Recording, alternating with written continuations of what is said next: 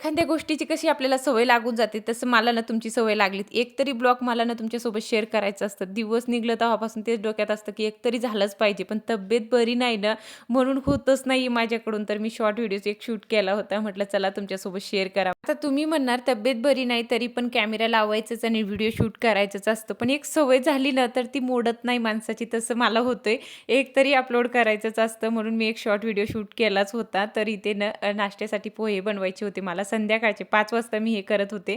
का तर राजूला स्केटिंग क्लासेससाठी जायचं होतं आणि त्याचे पप्पा आज आले होते. ते घेऊन जाणार होते. मला बरं नाही म्हणून तेच सोडताय आणि घेऊन पण तेच येतात. खूप त्याची दगदग होते का तर ऑफिसमधून आल्याबरोबर असं वाटतं की आराम करायला पाहिजे, पण लेकरूला घेऊन द्यायला जावंच लागते. तर इथे ना खाली खूप माझ्याकडून सांडलं होतं. प्लीज इग्नोर करा. का तर डोकं दुखल्यावर आहे ना मला काहीच जमत नाही. तरी पण मी ना सगळ्याच्यासाठी करतेच. का तर असं वाटतंय की आपण नाही केलं ते तसेच राहणार. म्हणजे जेवण ते बाहेरचं करतच नाही असं होऊन जाते.